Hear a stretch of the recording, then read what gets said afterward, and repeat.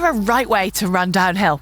Yes, there is. There's actually some technique required, or at least there is if you want to do it properly. Well, today, by the end of this video, we're going to have you descending like a pro. But first things first, should probably get to the top of the hill. If you ever wondered why you might run at the same pace as someone in racing and training on the flat and uphill, but comes to a descent and they leave you for dead, well, it's obviously not because they're fitter or stronger. It is purely because they've got more skill, and maybe on the really steep descents, there's just a bit of bravery thrown in too. So if you do have a race coming up that's got a lot of downhill, it's worth working on your skill and also conditioning your legs. And beyond that, well, we all want to just improve our overall running, don't we? And this is going to be able to help you run faster without having to work any harder aerobically. Basically, today, we're covering free gains.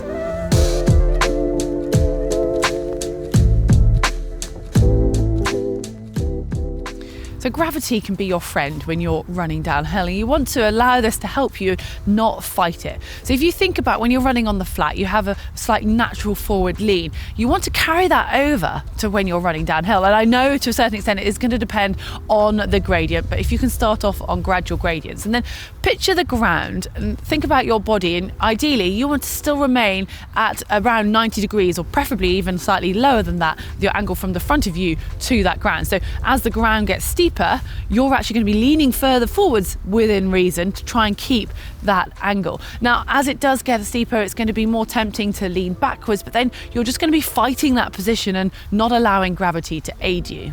And like I said, start out by trying to find a gradual slope that's going to have smooth terrain underneath, so you're not going to have to worry about your footing.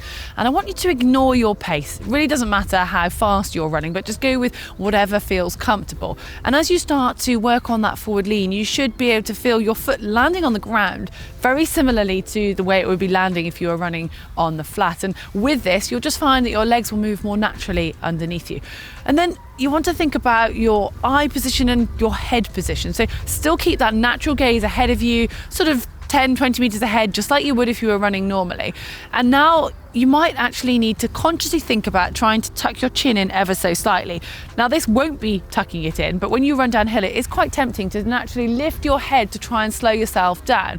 And that's going to put you leaning backwards and fighting gravity. So if you just try to tuck your chin in, but still keep the gaze ahead, you'll find that naturally you're going to stay in that much better body position.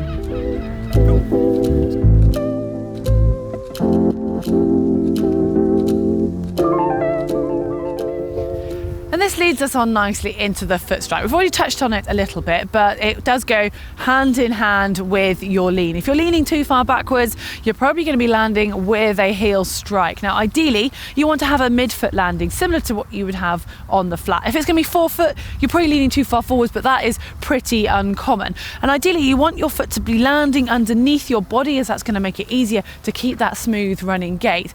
And another reason to avoid a heel strike, not only are you going to be fighting it and leaning back, it goes with the fact that you're probably going to have your legs straight, which when it comes to running downhill, it's going to be a lot more jarring going through your knee and the ligaments around it, but also through your lower back. So think about having a soft knee, just a very slight bend in your knee that's going to help allow for that absorption and also just make the running downhill smoother. On to cadence now, and usually a shorter, faster stride is going to be easier to control and help you keep the correct form as opposed to a long and slow stride. It will help you to keep that midfoot landing with your foot landing underneath you and also allow for that soft knee. And the soft knee becomes more important when you're running downhill because of the impact that you get with this added gravity. Obviously, it's going to be making you run a little bit quicker, so that's going to be adding to the impact, but also the fact that each foot step is actually landing further down. You're going to be in the air for longer, and all of this is just going to add up and just put a little bit more pressure on your body, so form becomes really important. All right, so far we've touched on our chin, head, knees, feet and overall body, but what about arms? Well, arms play quite a significant factor when it comes to running downhill, and on the more gradual slopes you want to think about using them just like you would on the flat, so they're there to help with propulsion and balance out your stride. As it gets steeper, it's fine to leave your arms out to the side a little bit more because they're there to help with balance, but do be aware that they will have an impact on your overall body position. So if your arms start to move further back, it's going to encourage your body to be leaning backwards. So always trying to keep them nice and relaxed and be able to react to the ground. This is going to help you run downhill more naturally.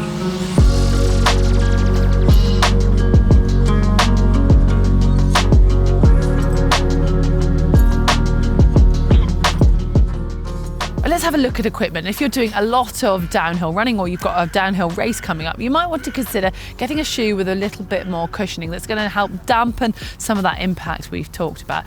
And if it is an off-road event, then make sure you've got plenty of grip on your shoes because you're going to be running faster. But if it's too off-roady, do try to avoid too big a stack height or anything that's too fat and cushioned, because it's actually going to make you a little bit more unstable.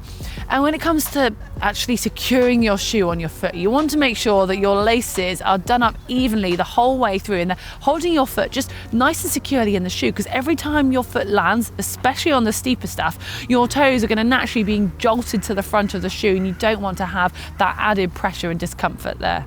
Now, as with anything, you need to allow your body and your mind time to sort of develop and adapt to these changes. So ideally, starting off on something gradual. I know not everyone has the option of different hills where you live, but if you can, build it up so that you've let your body get stronger and also just improve that skill, you'll find that you'll be practicing the correct technique far more easily. And if you can, try to avoid those really hard surfaces. Find something like grass or gravel or even sand. Just practice that technique and it'll take out the jarring from your joints and allow you to do it for much longer. However, if you do have a race coming up that you know has got some really steep descents, or it's got some off-road, or it's got all on asphalt, make sure that you are putting in some practice that's going to relate to that, because otherwise your body's going to have a serious shock when it comes to the race.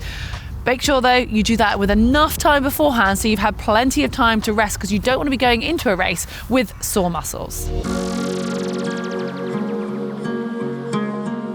This is where we need to introduce hill reps, and you might be lucky enough to live somewhere that's got rolling hills so you can do a looped route when you're going up and down. But ideally, for training's sake, you want to find one hill that you can focus on and go and do your training. And here on the channel, we talk about hill reps as a great way for getting strong. So you work up the hill and you recover by jogging or walking downhill. Well, with the focus being on improving your descending, we want to actually flip the focus on where the effort is going here. So you want to work on trying to descend a little bit quicker. And yes, you are still going to have to get to the top of the hill, and that is going to work. So it's basically a double-edged training benefit.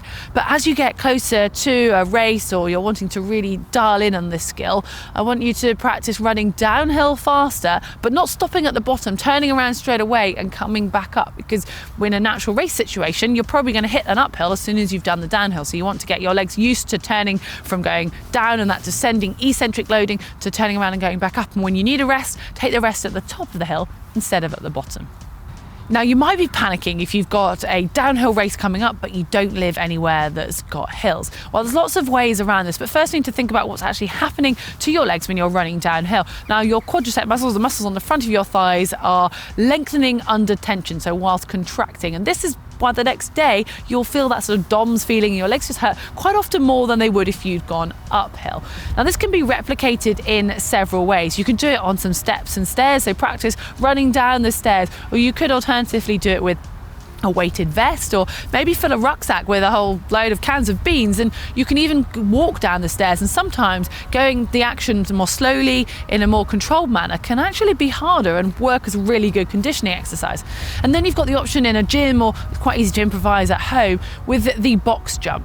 Now, usually the emphasis is on the jump up and the spring in that part. This is now the emphasis on the landing, the jumping down. So you could simply be stepping up onto the box and jumping down either on single leg or double leg. And again, your quads are going to be contracting and firing whilst being lengthened as they absorb that impact. So these are two great ways. And even if you do have hills near you and you're doing some downhill training, they can still be a great addition to your conditioning.